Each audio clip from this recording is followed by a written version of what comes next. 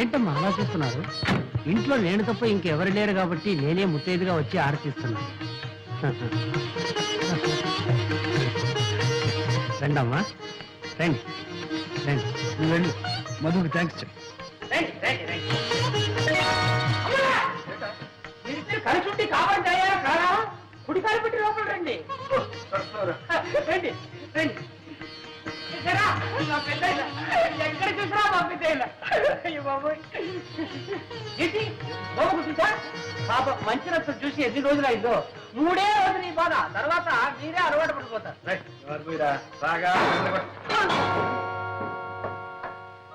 ఎవరా?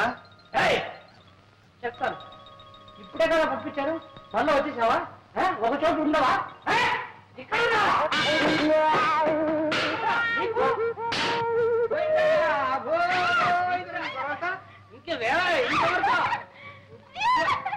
ఏం కంగారు ఉండకండి, చంపేశారు కదా, ఏం చేయదు. నువ్వు బర్ర పోతున్నావు.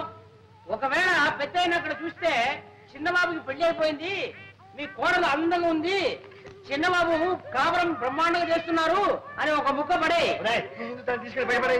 అదే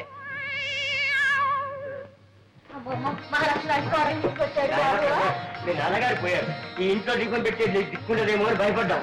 ఇదిలా పెళ్లి చేసుకుని పెళ్ళవతో ఇక్కడికి వస్తామని, ఈ ఇంట్లో కాపురం పెడతామని కలలో కూడా అనుకోలేదు ఆయన. చాలా సంతోషం. అమ్మా అది పేరేమిటో? దుర్గా.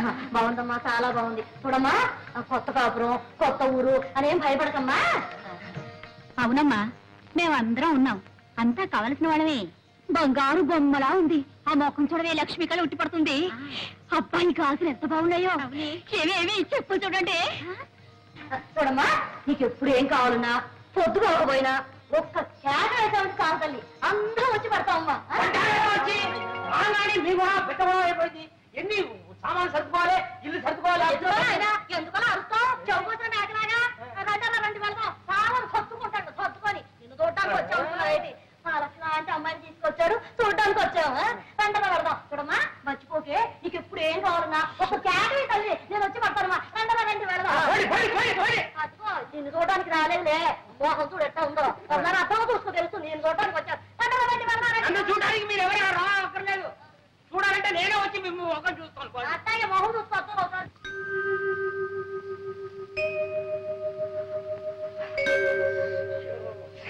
ఏమండి ఏమండి, ఉక్క పడుతుంది, చెమటలు కారిపోతుందండి. కిటికీ తీసి పడుకో. సర్లేండి, కిటికీ తెరిస్తే లేకి జనం కోలం, ఊరికి కాలు కంపు. ఏమండి, ఒక మాట చెప్తాను, వింటారండి? ఏంటి? నాకు ఈ ఇల్లు, ఈ వాతావరణం నచ్చలేదండి. నచ్చినా నచ్చపోయినా మనకుంది ఇల్లు, ఏం చేద్దాం? ఏమండి, ఈ ఇల్లు కావాలంటే అతికిచ్చేసి కొత్తగా కడుతున్న కాలనీలో చిన్న ఇల్లు మనకు కావాల్సింది తీసుకుందామండి. తీసుకోవచ్చు. ఈ ఇల్లు అతికిస్తే 50 రూపాయలు పడేది. కొత్త ఇంట్లోకి వెళ్తే 500 రూపాయలు అడుగుతారు. దానికంటే 10 రెట్లు అడ్వాన్స్ అడుగుతారు. ఏం చేస్తాం? ఏదో ఒకటి చేద్దామండి. సరే, ఏదో ఒకటి చేద్దాం. పడుకో. ఎక్కడో నిద్ర పట్టి చేస్తే కదా. నీకు నిద్ర పట్టలేదు అంతేగా? పట్టిస్తే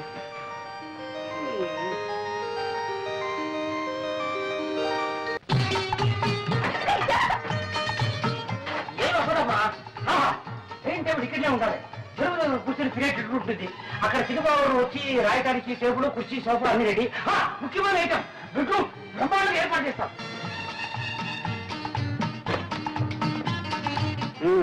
అలంకరణ అయిపోయిందా? అంతా అయింది, అంటే కాలేదు. చూడండి, ఇదే హాల్. ఎవరైనా పెద్దవాళ్ళు వస్తే ఇక్కడ కూర్చుంటారు. ఎలా ఉంది? బాగుంది కదా. మీ ఆఫీస్ రూమ్ చూద్దరు రండి. చూడండి, ఇది మీ టేబుల్, ఇది మీ కుర్చీ. ఎవరైనా వస్తే కూర్చోవడానికి 2 కుర్చీలు చూసారా? ఆ తర్వాత మీరు అప్పుడప్పుడు రిలాక్స్ కావడానికి ఇది ఎలా ఉంది ఐడియా? బాగుంది బాగుంది. కానీ కానీ ఏంటి బ్రేక్ అవుతారు? మరేం లేదు, ఇక్కడున్న ప్రతి వస్తువు నన్ను చూసి నువ్వెవరు నువ్వెవరు అని అడుగుతున్నట్టు అనిపిస్తుంది. ఎందుకంటే ఊరికి అలా చెప్తారు? డబ్బు మా పుట్టి నుంచి తెప్పించుకున్నాననిగా. చూడండి, మీరు కళాకారులు, నటుడిగా రచయితగా మీకు పెద్ద పేరుంది. నలుగురు మిమ్మల్ని చూడటానికి వస్తూ ఉంటారు కదా. మీ మర్యాదకు తగ్గట్టుగా ఉండాలని ఏమంతా చేశాను. మీకు అవమానంగా ఉంటే వదిలేండి. నాకున్నది అవమానం కాదు, సర్లేండి, నాకుంది ఆత్మాభిమానం. ప్రతిసారి మా వాళ్ళని పిచ్చి అడుగుతాను అనుకున్నారా? ఇక ఏ పరిస్థితిలోనూ మా పుట్టికి నుంచి ఒక చిల్లిగా కూడా నేను తెప్పించను. ఈ ఒక్కసారికి మన్నించండి ప్లీజ్. నోను, ఇప్పట్లో నేను మర్చిపోను. అయితే ఎప్పుడు మర్చిపోతారు? ఎప్పుడా? రాత్రి కావాలి, వెన్నెల రావాలి, ఆ వెన్నెట్లో నువ్వు నా పక్కకు చేరాలి. అప్పటిదాకా మీరు ఆగాలి, ఇంకా మీరు చాలా చూడాలి. ఉంది బ్రహ్మాండంగా ఏర్పాటు చేశాను. చిన్నబాబు, ఇది నీ పెట్టు, అమ్మగారు ఇది మీ పెట్టు. కావాలంటే మీరు ఇటు అటు మార్చుకోవచ్చు, లేదంటే ఒకే సైడ్ రావచ్చు. నా పెట్టు కూడా రెడీ అయిపోయింది.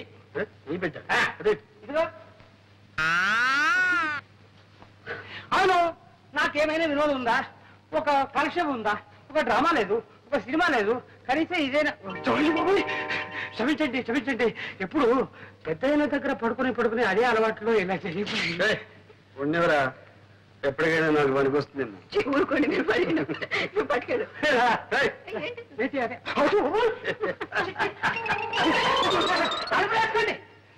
చక్రపాణి నా పెన్నే. నేను 2-3 నవలలు రాశాను. మీరేమైనా పబ్లిష్ చేస్తారేమోనని. చక్రపాణి గారు, మీ పేరు పేపర్లోనూ అక్కడ చూస్తూనే ఉన్నాను. మీకు చిన్న రహస్యం చెప్తాను. డైరెక్ట్ గా మీ నవల్స్ పబ్లిష్ చేస్తే మాకు ఇబ్బంది, మీకు ఆదాయం తక్కువ. అదే ఏ వారపత్రికలోనూ సీరియల్ గా వచ్చి పాపులర్ అయితే మీకు మంచి మొత్తం ఇవ్వచ్చు, మాకు 4 రాళ్ళు గెడతాయి. నిజమేననుకోండి, కానీ సీరియల్ అంటే ఆగండి ఆగండి, పోనీ ఓ మంచి సలహా ఇస్తాను. సెక్స్ నోట్స్ రాయింది, టైటిల్స్ కావలిస్తే నేను ఇస్తాను. ఆడదాని తృప్తి, మగవాడి శక్తి.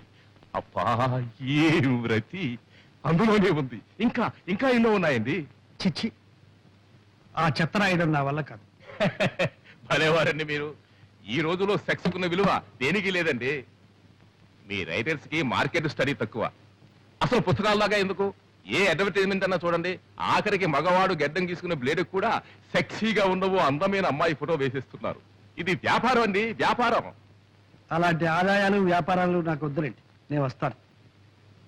వెళ్ళిరండి.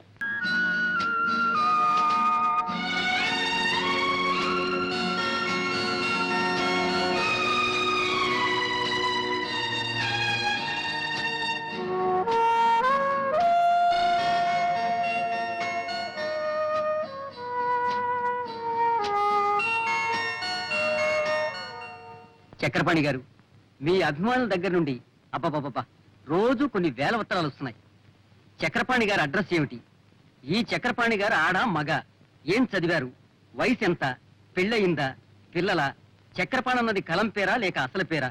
ఓ ఉక్కిరి బిక్కిరైపోతున్నాం అనుకోండి. వాళ్ళకేం సమాధానం చెప్పాలో మీరే చెప్పండి.